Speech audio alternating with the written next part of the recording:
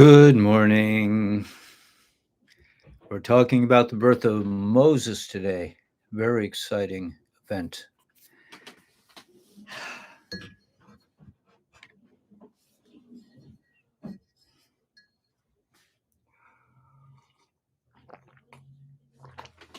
And Tanya continues on like sort of the core of Tanya, which is really about the using of the animal soul to move it into holiness.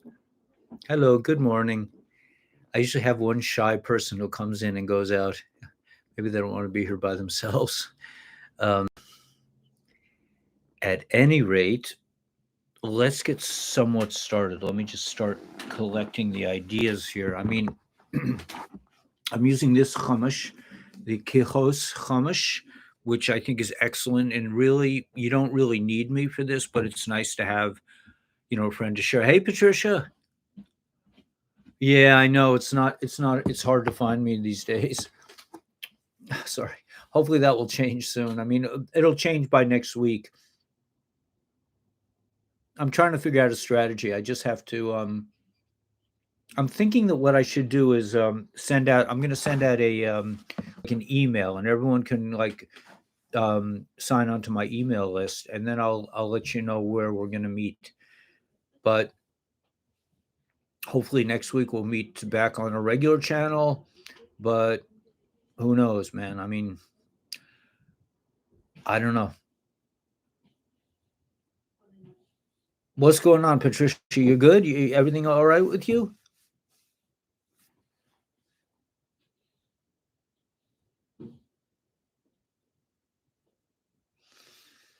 It's funny. All I really know of you, besides your comments, is a gray pea.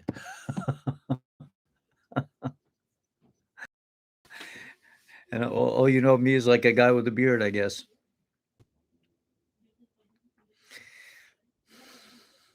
Anyway, we're talking about. I don't want to. It's like people who come late to class. It's mean to the people who are on time not to get started. I'm having to sort of coffee up today. I don't know why I'm a little bit exhausted, but so in today's parsha, we're talking about the birth of Moses, and this is like an amazing kind of event. This is the beginning of the leaving of slavery. Really, it starts with Moses, and his birth is like the beginning. He apparently, when he was born, he was glowing. I mean, he could light up a whole room just by himself. And Paro had this decree, kind of like what they do now, about throwing kids under the bus. I mean, I don't see how a person. I mean, I can't really wrap my mind around the idea of doing such a thing. To hurt kids like this is just it's kind of hard for us to imagine. Just like it's hard for us to imagine that the government would ever do anything that to harm us. Hey, Tara. Tara, I was going to suggest that. Okay, let me see if I can remember this. Um, I was going to suggest that you talk um, to um, to Carla Joe because you have similar experience. You have a similar type of situation in your family, and I think you guys could probably share. And it was Khan that wrote that really cool article. So you could, maybe Khan could share with them because they're in a similar situation over there. So I thought that was interesting. Nothing happens by accident. Even probably this cup of coffee was not accidental. Hopefully it'll kick in. My mind will start operating like somewhat normal as I could get. Anyway, we're talking about the birth of Moses, and Paro was like, you have to do the opposite of life to the babies. You got to get rid of the babies, especially the boys. He wanted to get rid of all the boys. There's something very Kabbalistic, and I saw this thing here, this note, but I don't really want to get into it because I don't really I can't really wrap my mind about it, but there's something Kabbalistic about the girls come from the side of Gevura, from the left side, which is the side of strictness, and the boys come from the side of Chesed. But the boys kind of represent this kind of spirituality, and Bina represents the building. So in some way, Paro wanted to capture that, but they don't talk about it in terms of Chokhmah and Bina. They talk about it in terms of like surrounding versus inner light. And that's a big Hasidic concept that I probably haven't really expressed much, but there's the idea of Solvi Kalalmin, which is like the power that surrounds us, that encompasses us, like it's the godly force that is like a general godly force. That's interesting because I know a lot of older men, but we probably shouldn't discuss it so much on this platform. Maybe we can discuss it on Telegram. That's so interesting because there are a lot of older guys that in my community, you know, that's the thing that Alan Anova said was just absolutely brilliant. I mean, I don't know where you got that, but that was amazing. And it's similar to the Parsha, bring back to the Parsha with the idea of throwing the boys into the Nile. And so Avram, who was the leader, apparently he was like the leader of the Jews, he had two kids. Yeah, he had Aaron and Miriam. And Miriam was one of the midwives. So he wanted to stop having relations with his wife. Right. Her classmates. Yeah. I mean, that's really so sad. What's the saddest thing about this whole thing, and it's kind of true in this story too, and so I'm not really straying that far from the Parsha, but to me the real reason that these people are successful, that the bad guys are successful, is because no normal person can even imagine how an evil mind thinks. We can't even dream of it. That's why we're like the human species is like, we're kind of like, I mean, I'm speaking for myself, of course. I mean, I'm pretty trusting, and it's just like, who would think that anybody, like, I saw a film about Rockefeller, that Rockefeller was really into doing the thing in the sky that we talk about all the time, with seeding, metals in the sky, to hurt people. I mean, we can't, I mean, a normal person cannot wrap their brains around such evil. So we're like kind of like, easy, very easy prey. um, it's not really fair, and I think that's, if you believe in this sort of extraterrestrial force, which I do, I think that's why the ETs had to step in, because these people, these Moilech reptilians, have been doing this for so long, and it's just like we don't even know we're in prison, like with the financial slavery. We don't even recognize that we're so busy making a living, we can't really appreciate our holiness and our connection to God. We don't even have time to connect, because it's actually, it's just like the Parsha here. This is really what exile is all about. They were so busy working. The Egyptians worked them. I mean, they made them do things like, the worst kind of work is when you're asked to do something just to keep, and that they're just trying to keep you busy. It will break your spirit.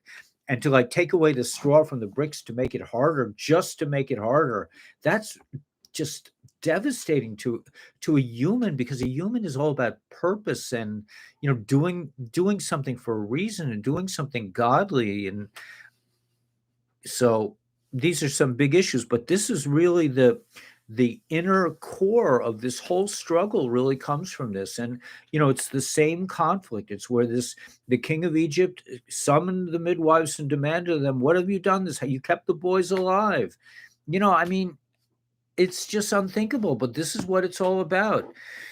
And I know this is kind of unrelated, but like I'm thinking about, if you invest, I don't have my CPA friend, but like this whole thing with the XRP lawsuit and Bernie Madoff and the SEC and all the structures, the governmental structures that are said, they're supposed, the Securities Exchange Commission is supposed to protect investors, and they do the opposite. They prey on investors, and we're just like moving targets. We're not even moving. We're just like, they can just come right up to us and take us down and steal our money. It's outrageous. I mean, anyway, I don't want to get started, but I'm just saying that this is the same basic conflict that we've been fighting for thousands of years. There's nothing new here.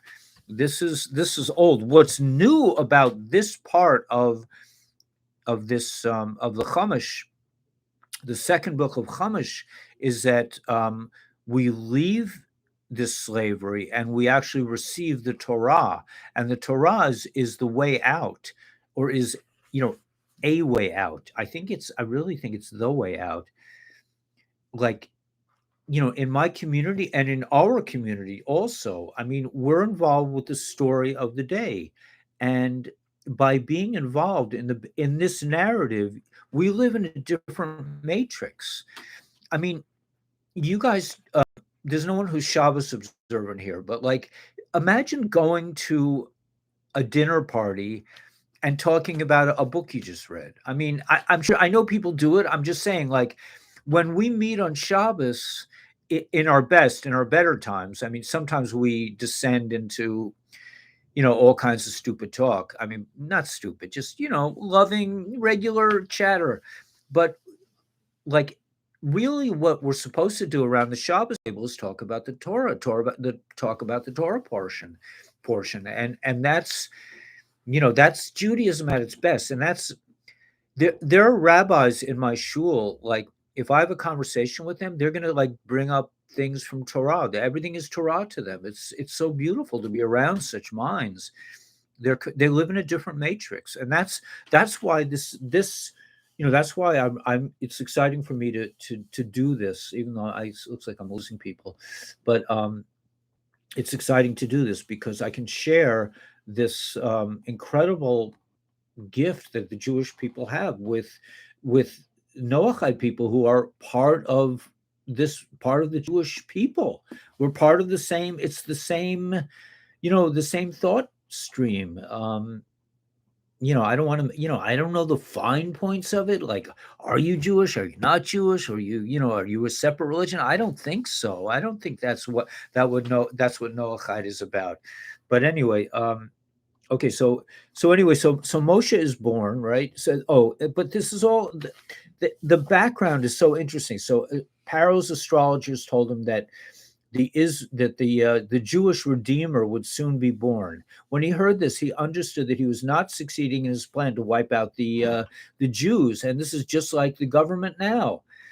He therefore sought to eliminate the would-be Redeemer by having all the newborn Jewish boys killed. Furthermore, he realized it was not enough to enslave the adults while allowing the children to grow up as Jews. He therefore decreed that the girls be raised as Egyptians. Assuming Yocheved and Miriam were practicing midwives, he said to them, when you deliver Hebrew women, look at the birth stool. If it is a boy, kill him. If it is a girl, let her live. Pharaoh did not disclose his plan for the girls to the midwives, since he hoped in this way to make it easier for them to kill the boys. Later, he expanded the scope of his decree and instructed the Egyptians to drown their own baby boys too. He articulated his plan for the girls explicitly. Now, what does that mean? I'm not sure what the explicit plan. I don't know. Do you guys know?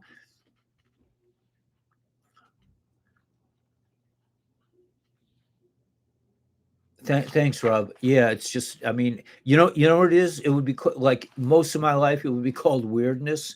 Like I'm like kind of like you know, like, like when you don't fit in like to society, I mean, I'm like I can fit into society. I can be the most popular person in the room, but generally I used to go there when I was a little boy because I was a little bit afraid, but I don't do that anymore.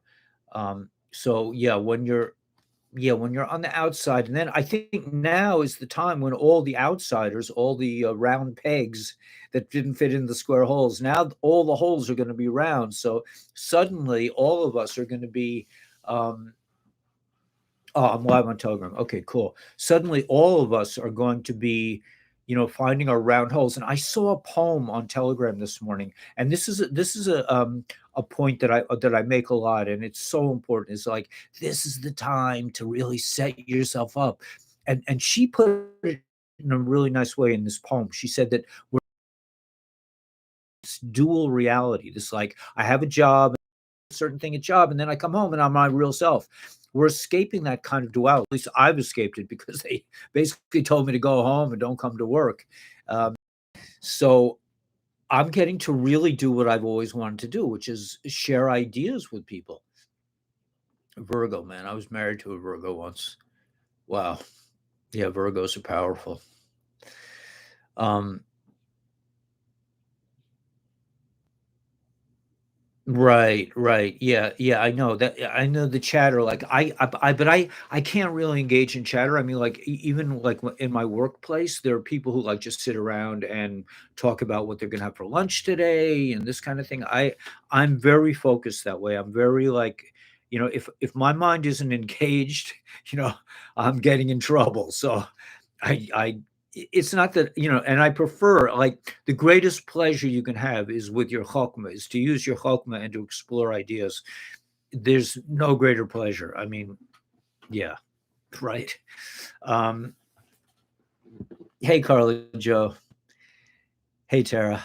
Okay, so we're back. We're down to three. Okay, that's okay, man. I got my best people here. Um, so Carla Joe and Tara, you have something in common in terms of your family structures.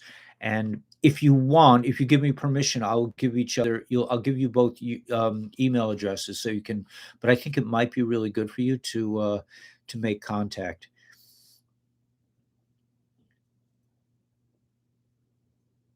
Yeah, I would love to start a commune for Noachides, man. That would be so pleasant, you know. So we're looking at land upstate, and we decided cutting out can't hear. Okay. Oh, that's because never. I'm so sorry. Thanks for saying something. Um, my microphone just fell off. Okay. Um, so yeah. So we're I had a friend of mine from the channel, Monica. We've been friends since I started the channel, and um, I went to visit her upstate, and she has like her brother lives on this beautiful piece of land, but the problem is the taxes in New York State. So I'm I'm I'm thinking now we should like look at maybe Vermont or Pennsylvania. Also, California is going to have brutal real estate taxes, but we it would be nice to have a place. I could see retiring to a nice Noachide Jewish community, man. I mean, you know, I I don't, I've always hung out with both. I don't really, I don't really make distinctions. Yeah, man. Louisiana. Whew. If I go south, man, that's it. I my I can't.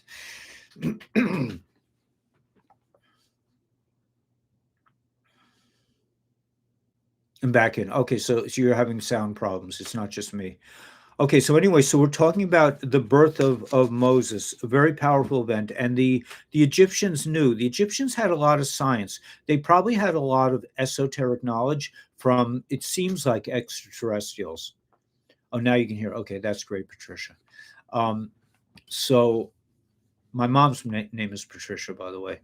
Um, Patty, we call her Patty. I mean, they call her Patty. I call her Mom. Um, but so not a very Jewish name. uh, yeah. Okay. Yeah. The Egyptians knew that something was up, that somebody was coming into the scene that was going to give them a hard time. So they said to the midwives, keep the boys, destroy the boys, and keep the girls alive. Um, there's an interdimensional thing. There's a note from the Rebbe. You'll have to get this book yourself because I didn't honestly, I didn't really understand it, but it has something to do with the female principles associated with Gevura, the power that successively decreases the intensity of the inner energies. It's saying that that evil receives. I don't know. It's too complicated. I'm not going to get into it. It's okay with you guys?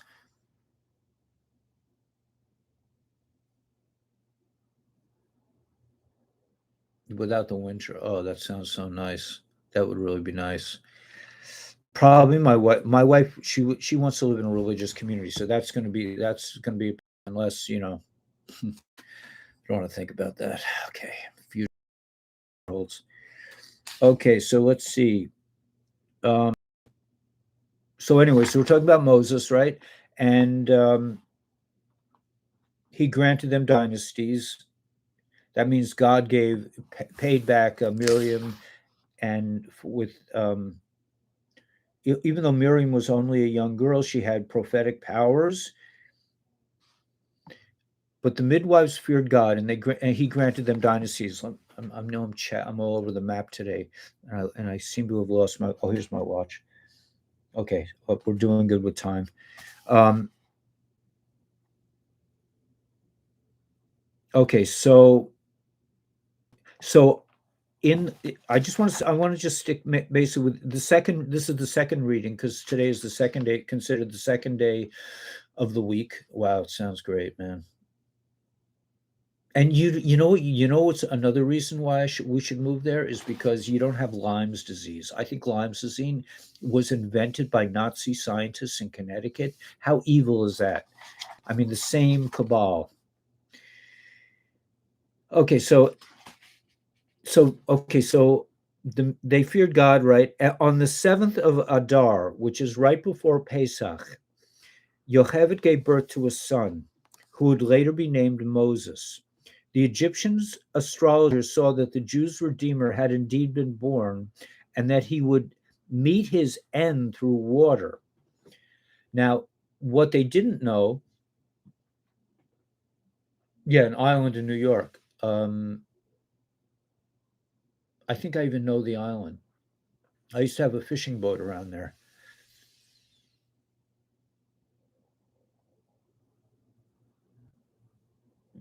Wow. Yeah, I think it's a great idea.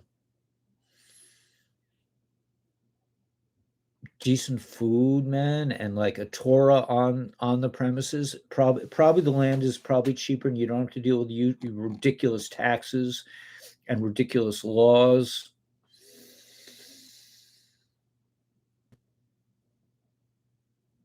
You're talking about Missouri, Ozarks, Arkansas and Missouri. Wow, that's so nice. Anyway, so on the 7th of Adar, Moses was born. So you put that on your calendars. That's basically like April. I think Passover usually falls out in April. The Redeemer would be born, and he would meet his end through water. Now, this thing of water, him meeting his end with water, was that I don't know if you guys remember.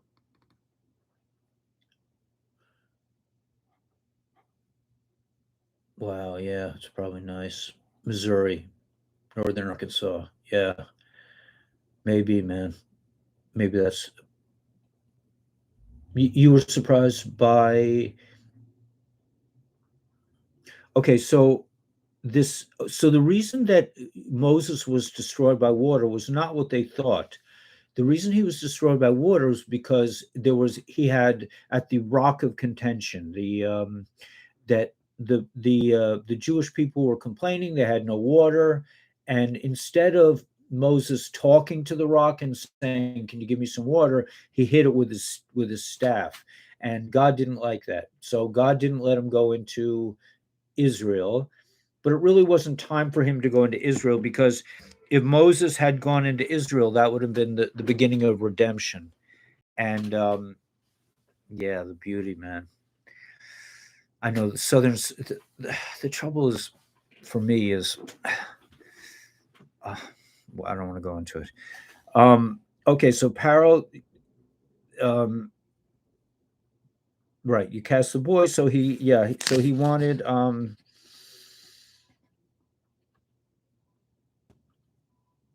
the Nile is synonymous with the. Okay, so the birth of Moses. So Yocheved gives birth to Yocheved conceived as soon as she and Amram remarried. So they were separated for a while, and then they got married, and Moses came forth.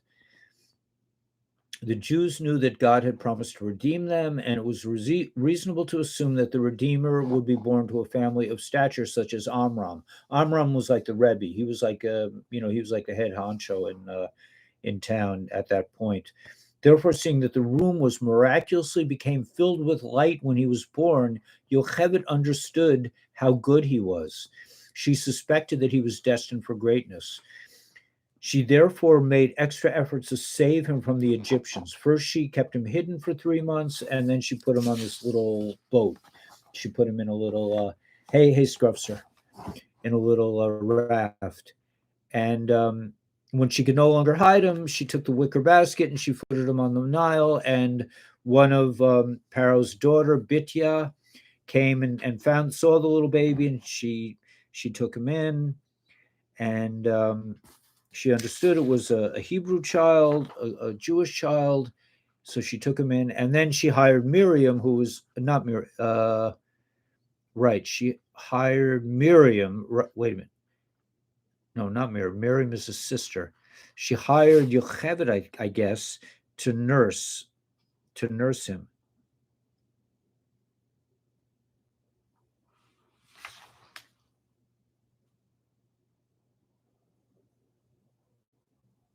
So yeah, so Paro's daughter said to Yocheved, "Take this child and nurse him." So his Moses was nursed by his real mother, so he didn't have like non-kosher food. I mean, that's um, and they nursed him, and that was it. And Yocheved did not return the child to Bitya when she weaned him.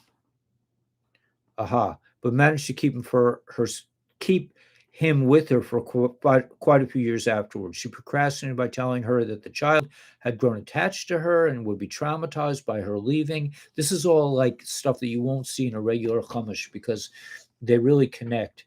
Moses' mother nursed him. Yeah, his real mother. This story. I mean, these stories are they're unbelievable. I mean, thus he became aware of his nationality and loyal to the traditions of his people. But when the child grew up to age 12 or so, and had attained an appreciable height, he was apparently quite tall, so it was impossible to procrastinate anymore. Yocheved brought him to Paro's daughter, and he became like a son to her. She was very fond of him. She named him Moshe. So I guess his name wasn't Moshe then. And Moshe means to draw out, for she had drawn him out of the water. This is Paro's daughter, Bitya. But it's okay. So I drew him out of water and this is like the little footnote that the Rebbe gives. I love you guys, by the way. Um, yeah, at the South, man, I love the South. Anyway, I, it's just, I have a weakness for certain things that are from the South. I drew him out of the water. While dry land symbolizes the conscious mind, right? The conscious mind. Water symbolizes the pre-conscious mind. For all the mineral, vegetable, and animal life of the sea is hidden from view. This is so delicious. The fact that Moshe was drawn out of the water indicates that his soul was rooted in pre-consciousness. Dry land symbolizes the conscious mind. Let me just get this. And water symbolizes the pre-conscious mind.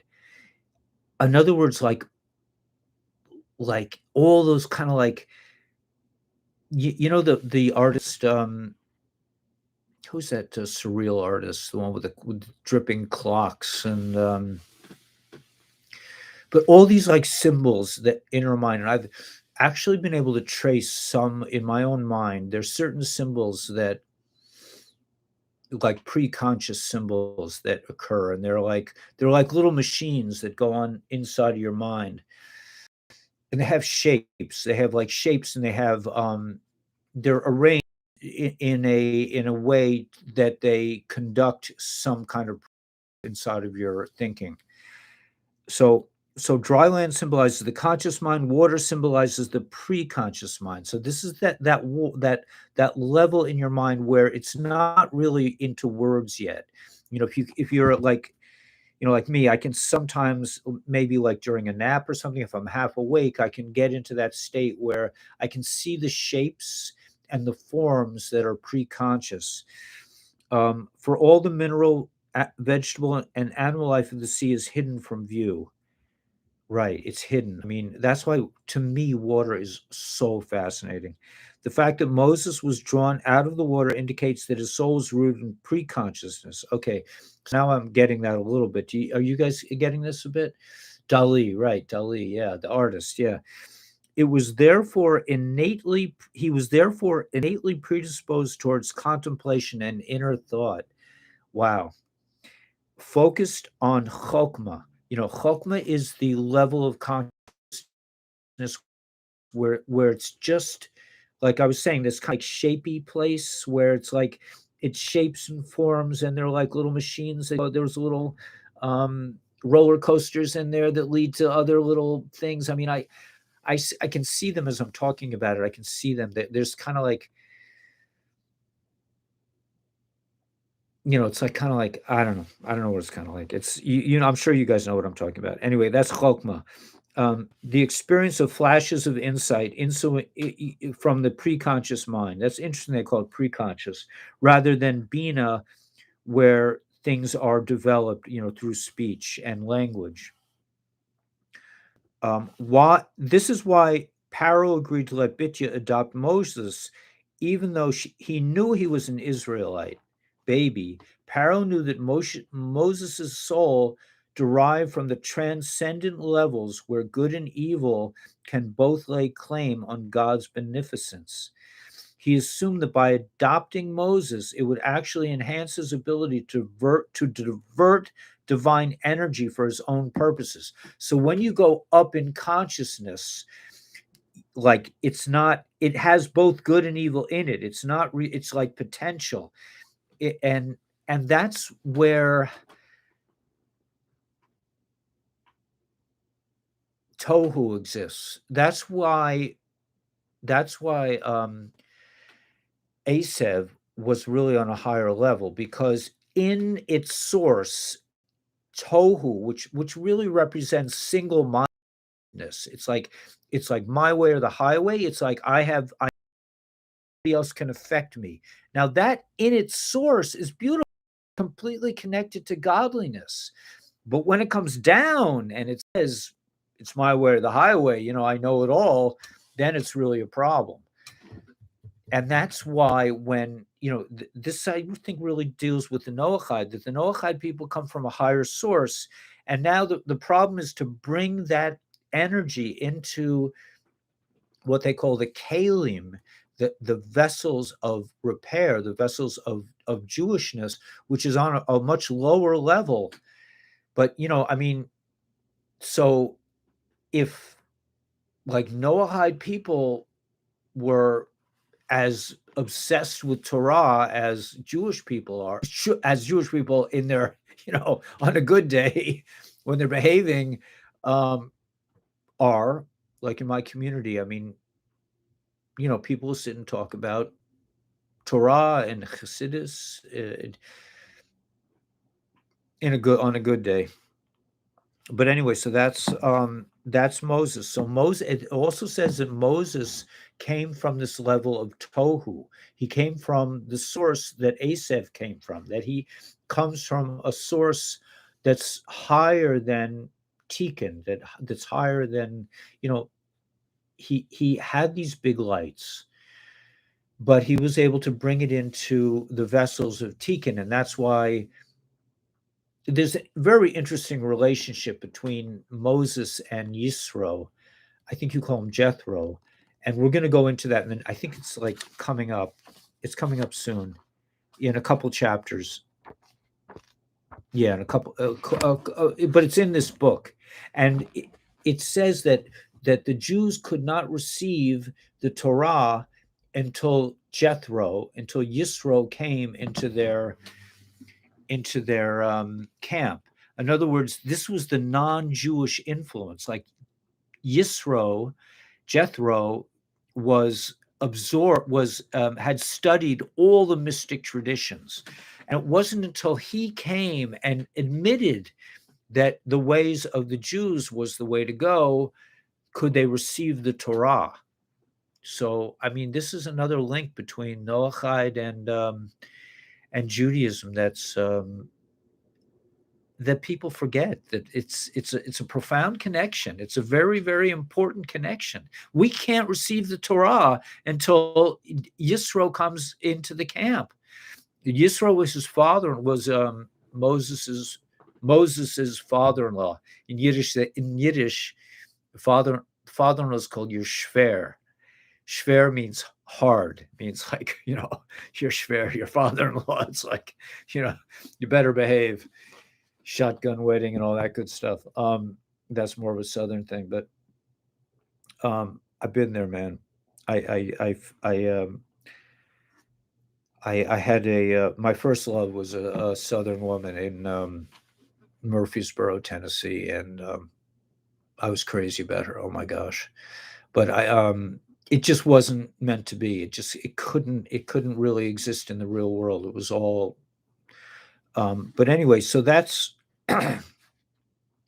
the basic thing for today's Torah. So I think there's a lot of really profound things to think about. And, the more we think about these things during our day, the more we're like in line. It says that when you think about Torah, you're actually connecting to God. You're actually connecting to God's chokmah, to that kind of unformed, that sort of pre-intellectual. Yeah, he was a smart guy, 100%.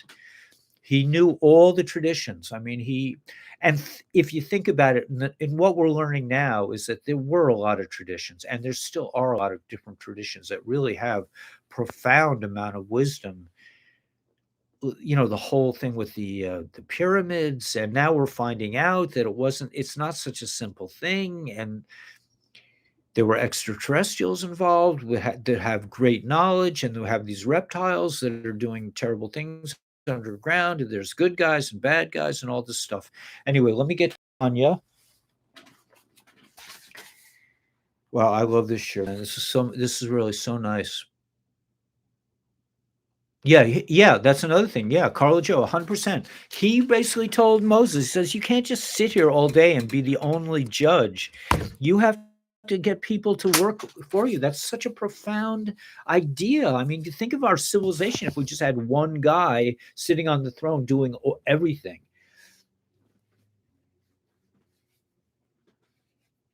Interesting. Sigmund Freud, because he's not considered. I mean, the Rebbe, I don't think was crazy about old Siggy. I mean, the story of Viktor Frankl. I don't know if you guys know this story, but it's a very nice story. Here's another story that's a surprising, like, not about a non-Jewish relationship that. And I'll just tell it, and then I'll touch on Tanya, because this is a really powerful story, and it's a story that, like when we have Farbrengens, which are like, we sit around on Shabbos, or like, I don't go to them so much, but I used to when I was younger. But basically, like on Thursday night, my son stays in yeshiva, and they have a little vodka. Even little kids, I mean, 13-year-old boys know how to drink vodka in my community. They know how to sip it. They know, they understand. But they tell stories about the Rebbe. Like a lot of the teaching in Hasidus, right? Um, a lot of the teaching in Hasidus What yeah, fried. Yeah, it was, is taught at these Farbrengens, and we sing songs together, and that's a very powerful thing, and they say that more can be accomplished at a Farbrengen than all the learning than a lot of learning. I mean, and it's really about comradeship and a lot of like Farbrengens are known for people being like joking around with each other, saying like, what's with you, what's with you, Beryl? You're always doing, it's like you can kind of like work on if you're on the same level as somebody, you can tease them about their level a little bit. And it's like, so a lot of times a rabbi, it could be for bringing a rabbi will point out some of your things that you need to work on. Um, Carl Jung. But okay, so let me just tell you the story of Viktor Frankl. Now, Viktor Frankl was an outcast in the psychological community. There was Freud and Jung. There were probably some other guys, and Viktor Frankl was very much like considered like an outcast. And he was living in, I believe, Vienna after the war. Now, Viktor Frankl made it through the Holocaust. He he had written a book that was with him, or he sewed it into his coat or something, and he lost the book, and he felt like he had to survive through these incredible trials in the Holocaust because he had to get this book. The book was still in his mind, and he had to get this book published. But Viktor Frankl represented a kind of Viktor Frankl was not religious, and uh-huh. I should check that out. Yeah, I know. He was one of my teachers actually in yeshiva, um, Sheish. But so so Viktor Frankl was living in Vienna, and he was very much an outcast. And his basic theory is that man has a purpose, that we all have a purpose, and if you're aligned with your purpose, you will survive and you will do well and you will have a nice life. So the Rebbe, again, this is he's a not he was not religious to the point that he was married to a Christian woman. So there were what we call getchkas, like crosses all over the house. It was not a kosher place at all. But the Rebbe sent somebody, I think it was a woman, to knock on his door, and the Rebbe to give the Rebbe the message that he should continue his work, and it was very important. And this shows you like the depths of the Rebbe's integrity and his ability to see behind, like he wasn't limited by, you had to be, he revolutionized Judaism, really, the Rebbe. I mean, like he said, go out and put tefillin on people that have never been to a mikvah. This was unheard of in the Hasidic community. To put tefillin on an unclean Jew, on a guy who eats treif. I mean, this was blasphemy. And the Rebbe was like, no, no, they still have a holy soul, and they need to be, contact. I don't know. I mean, Carl Jung was very into idol worship. I mean, he encouraged people to keep idols. So I don't know. I mean, but I don't think, in our world anything is strictly good or bad. I think everything is, that's the era of the tree of knowledge, that everything good and evil are completely mixed together, and you can't really separate. So, I'm sure Jung and Freud were doing. I mean, they did beautiful things. It's just it was mixed, and so too with Viktor Frankl. I mean, but that's the way the world is right now, and we're coming into another era.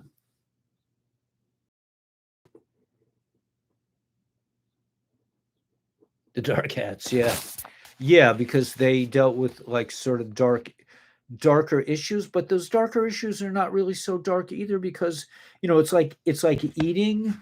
I mean, in the right context, you have to eat, and some people could develop a, food obsession, and they could be, overeaters. So too with the other, thing with between a man and a woman, it could be used in a really holy way, and you can make children, and you can, use it to communicate in a loving way to your, but it can also be used in an unholy way. So, um, the Satanists, I mean, and really all of us have to, have to struggle with all these issues.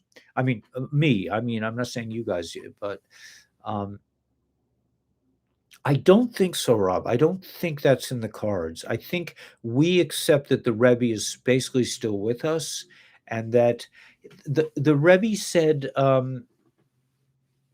yeah, on Telegram too much.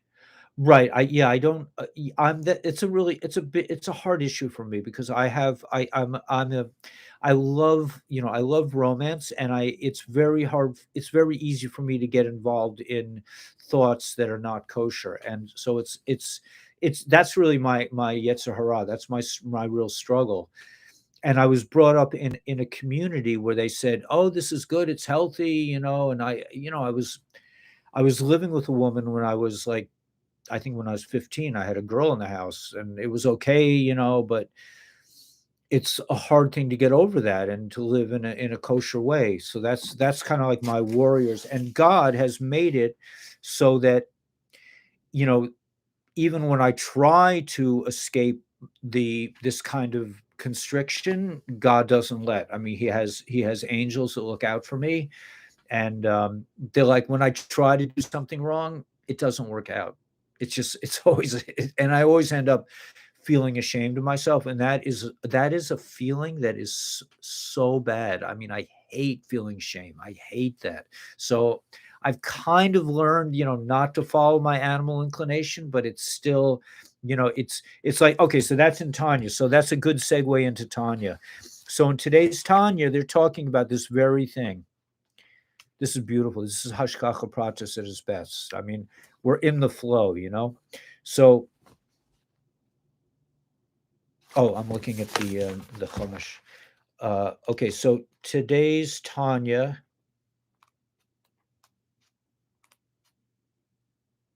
Haftorah, Sunday. Okay, Monday, Sunday. Okay, so we're really talking about so now we're talking about the incomplete tzaddik. So who doesn't really hate evil. Like, I am not on a level. I do not truly hate evil. I don't. I like evil. It's like, that chocolate cake looks like really nice, man. Is it good for me? I don't even care. It just looks nice. So I'm like, for sure not a tzaddik. I mean, maybe on a good day, I'm a Benoni. I mean, maybe, but this is right. As long as hatred and abhorrence of evil are not absolute, he will maintain some vestige of love. So the mission of a Benoni, and this is really the heart of Tanya, is to never go there, is to never involve his garments of thought, speech, and action. This is a very high level. And entertain even a thought about something that's not kosher. And there's stories about, like, Benoni, and there was a Benoni in the community many years ago. I don't think many people would really claim to be on the level of Benoni, but there apparently, I hear stories about this guy named Itcha Hamaskil, I think. What they called him, Itcha. And he was in town. His soul is in Shemayim, but in heaven. But he was here a while ago, and they said that when a woman would walk into the house where he was staying, he would run out the door. He was like, this is a real. He was a real Benedict, and he would learn all night. He would I've heard that he would put his feet in cold water so he could stay awake and learn and not fall asleep. I mean, this is, yeah. I mean, yeah. But well, Fauci's over the top, man. Fauci's so evil that we can't wrap our brain around it. I don't. But anyway, I shouldn't be saying this kind of thing on this channel. But okay, so yeah, so in today's lesson, an incomplete righteous man is a man whose hatred towards evil is not absolute, which shows that he has not removed that evil from himself totally. Now, a description of the rare level achieved by tzaddikim. Oh, they have the thing. Okay, but the thing is like this: that in order to reach that level where you really hate evil, you have to also embrace good, and you have to really, like, And I think that's where a lot of people go off in religious circles, is that they're so busy hating evil and this is bad, they miss the only way to really hate evil. I think they say in here, I mean, this is sort of my interpretation, and there are many levels of tzaddikim. The way to really hate evil is to realize how good is, and how good it is to be connected to God. And that's very high level. When you can, you realize you don't want to do something wrong because you won't be able to enjoy the radiance of godliness, and that's very high level. And there's also, by the way, there's also another way to become a tzaddik, and that's um, ibur. There's a thing where another soul can actually, like the soul of a tzaddik, can come into your body and take over, and that's called a gift. That doesn't happen. There's no way you can ask for it or get it. You can't, beg God until he gives you this gift. It's just something that some people merit to get. And we don't, there's no like kind of rational standard for that. Yeah, if you look at everyone as being, it's really God talking to you, everyone you meet. That's why, like, I feel like everyone is my best friend, because they're just in a different body. I mean, what's the difference? I always say I have many best friends, but I do. I have, like, maybe 4 or 5 guys that I'm really close with, and, I'm not less close with one because I'm close to the other. It's just I'm close with all of them.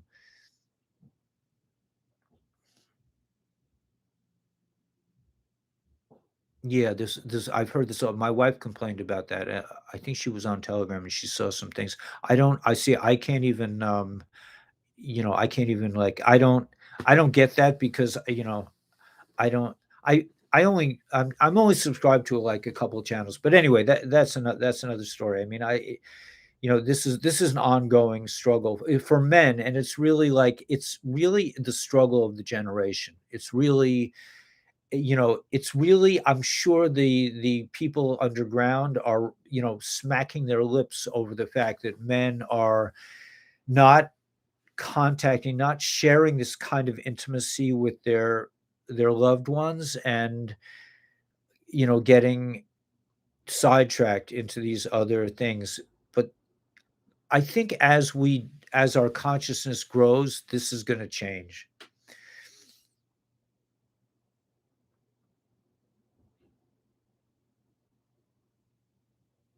Yeah, it could be maybe when I talk with you guys, I'm on my higher self. Listen, I am not a tzaddik. I'm not a Benini. I have all kinds of temptations that I'm dealing with on a constant everyday basis. But maybe, when together, and that's really the beauty of Torah and the beauty of prayer, is that, when you're in that space, you can reach a higher level of consciousness. But it's, you can't. That's the thing with the Benini, like it says, when he's praying, he's a holy dude, and then as soon as he stops praying, he's like dealing with his own stuff. So let's see how we doing with time. Yeah, these things seem to just like they just seem to go so fast. This is very much like when I make the videos in the morning. I turn on the camera, and then 14 minutes later, I'm like, I'm saying, I find myself okay, and I say, "May the force be with you and God bless," but I don't really remember, like, what I said. It's just like it's kinda just it's sorta like spontaneous. Maybe it's like stream of consciousness, but I think the same thing happens when I'm with you guys. But I think, whether or not we actually create it in reality, he did a thing on Jung and Freud. I'll have to check that out, Tara.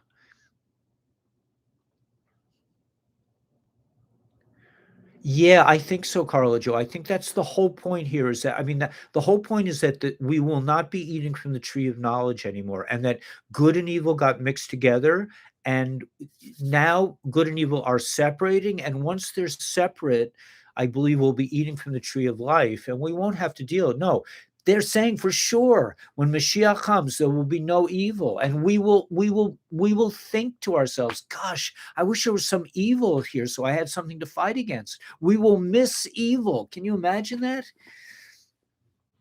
I think so. I think a lot of this is coming from underground. Yeah, because I don't think it's not, but also it's in our genes. It's in our genetics because the reptilians, I believe, we got reptilian genes. Mixed in. I mean, the ETs who formed us, I mean, yes, Hashem, the ultimate creator, but there are master geneticists, underground on the planet. These people play around with, things. Yeah, I agree, Carla Joe. Um, yeah, the Rebbe.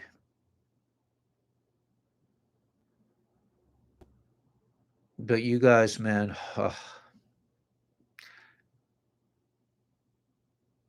yeah, we have a little bit. I mean, it's in the blood. I mean, I'm not saying you. I'm saying I for sure have it. Um, and that reptilian thinking is like you just have to keep working, and it's like chewing on leather until it. Like I just have it in this one area. I don't have it with like I don't. I'm not really critical of other people. I don't. I lost the ability to really. Oh, negative. That's cool. Is that really, more reptilian?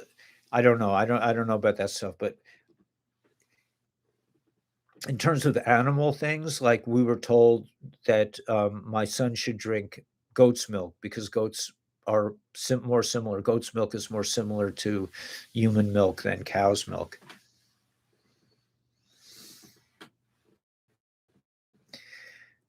Um, yeah. Yeah, I think we'll be eating from the tree of life and then away for, good old evil. So I want to keep this pretty much on time. Any other thoughts? I mean, beautiful. I mean, you guys are amazing. Thank you for like encouraging me and letting me do this with you guys. I mean, it's such a treat. I mean, this is like my dream come true. Even though like we don't have like we used to have, 30, 40, 50 people on this thing. It's just as good with just you guys. I mean, you guys are like the core anyway. Yeah, goat's milk. They say if you want you want your kid to have a big head and a big body, have him drink cow's milk. Thanks, Scrupster. Keep up the good work, Scrupster, man. Do not look back, man. You're doing a great job, and don't be hard on yourself, Scruffy. You're doing great, man. You're a beautiful soul in every way.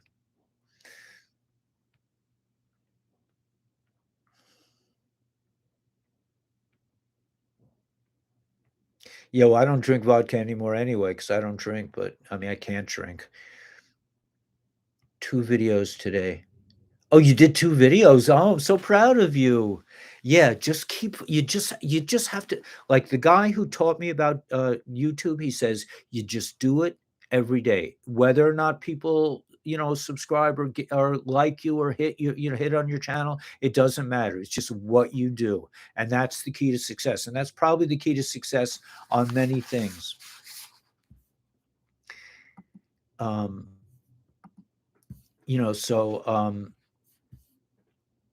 that's it. You just, keep on keeping on.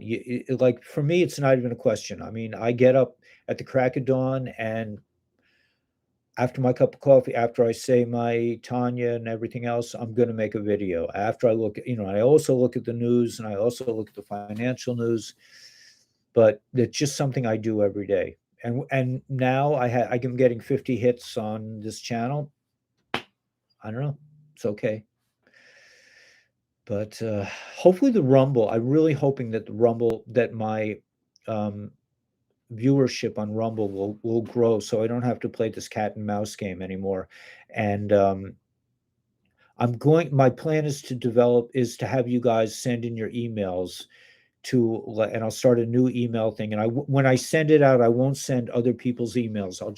I think there's a way I can do it, so I can just send to you, and I'll let you know if I'm going to meet on a different platform, because I don't know.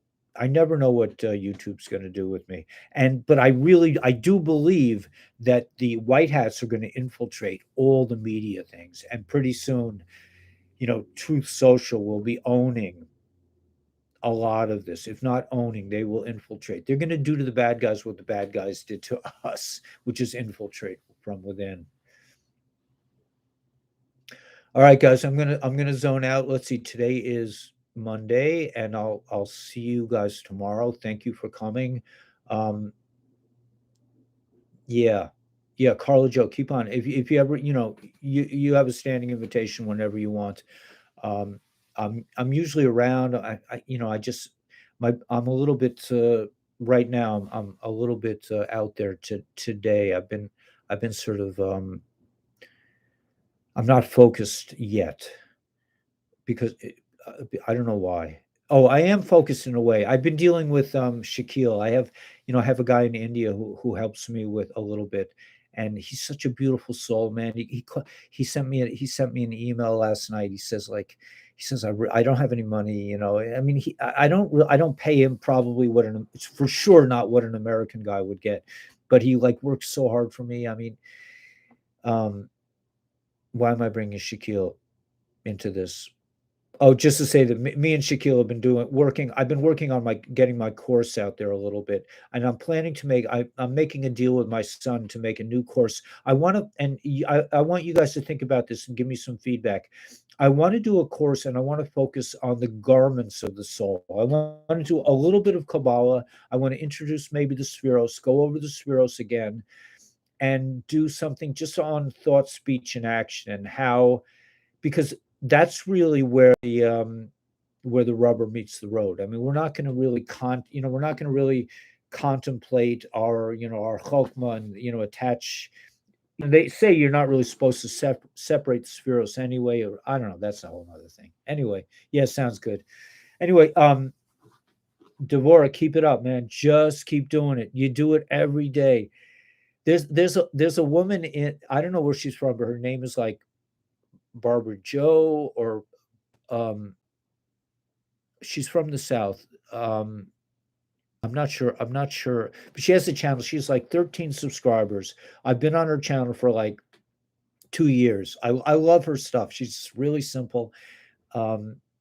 Mary, I think it's Mary something, Mary Ann or something. She just has this little teeny channel, and she gives over little like practical advice. And she has 13 subscribers, but she's been doing it forever, and she just keeps doing it. And you just never know. You never know. One day, I mean, listen, I never thought I'd have more than 13 subscribers, but my friend said, just keep doing it because I love doing it. So that's how you have to approach it, and you'll see that you'll grow in kind of weird ways, unexpected ways. You'll see things like there's also a format like where you introduce the video and then you do like an intro, some kind of intro. If you have somebody who can do graphics for you, Devorah, or if you can do it yourself, like my son made that little thing with the light bulb. I might use, he got the music, but you introduce the video, your music, your logo thing, and then you go into the body of the video. All right. So anyway, guys, keep up the good work. Yesod. Yesod is the spheros of communication, and that's, it's covered. If I don't know. I don't know. I don't want to get in. I won't get into that right now. Anyway, just have a great day. Thanks for coming by.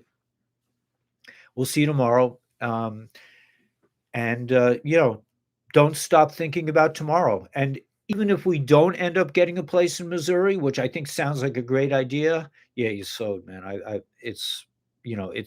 That was Joseph. Joseph really represented Yesod in that he could communicate with people he could communicate on all different levels. Anyway, yeah, Erwin, everybody have a great day. I'm giving you another Jewish goodbye. And that's it. May the force be with you, and God bless.